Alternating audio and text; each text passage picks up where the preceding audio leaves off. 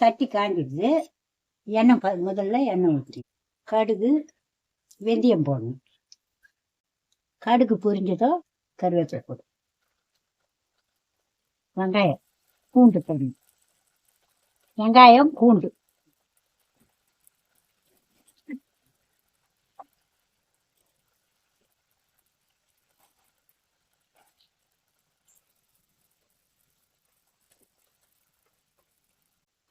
வெங்காயம் செவந்ததும் வடகம் போடணும். சட்டியில் குழம்பு காசுனா ரொம்ப சுவையாக இருக்கும். அதனால தான் எண்ணெய் கத்திரிக்காய் காரக்குழம்பு சட்டியில். இப்போ கத்திரிக்காய் போட்டு குண்டு குண்டாக அரிஞ்சு கத்திரிக்காயை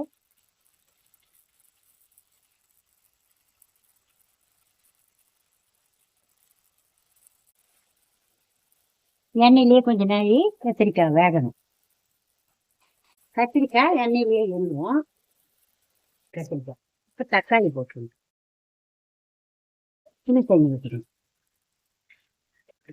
மஞ்சள் பொடி, தேவையான அளவு உப்பு போடணும். மிளகாத்தூள் தேவையான அளவு மிளகாத்தூள். நல்லா எண்ணெய் பிரிஞ்சு வர அளவுக்கு குழம்பு கொச்சதும் ரெடி ஆகிடும் குழம்பு.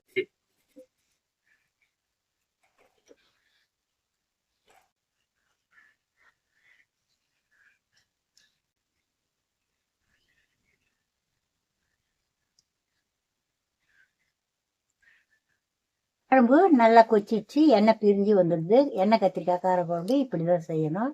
சாப்பிட ரொம்ப நல்லா இருக்கும். இப்போ ரெடி ஆயிடுச்சு சாப்பிடு.